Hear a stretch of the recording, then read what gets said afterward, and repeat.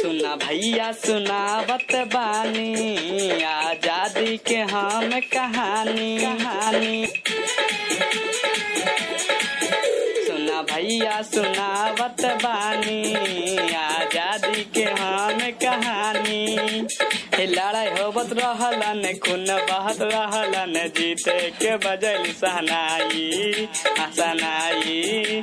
आजादे हो गईल भारत माई आजादे हो गईल भारत माई आजादे हो गईल भारत माई।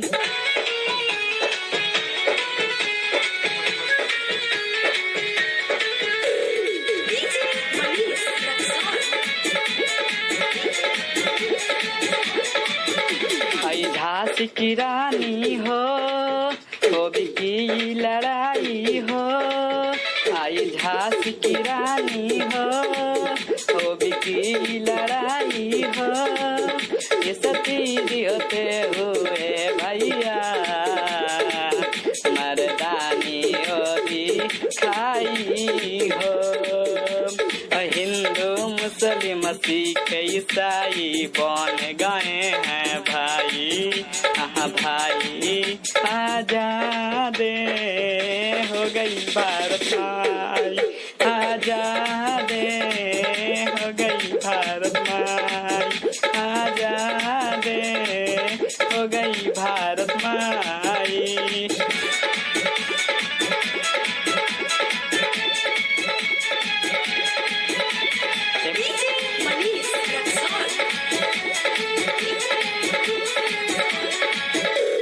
माहर के बेटा हो नाम था भीमराव अम्बेडकर हो।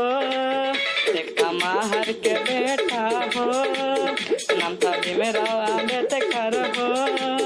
जाति पाति वो हटाया हो भारत के संविधान लिख डाला हो। राजेश गावे आशीष नाचे बाटे चले भी अज भाई भाई। आजादे हो गई भारत माई आजादे हो गई भारत माई आजादे हो गई भारत माई।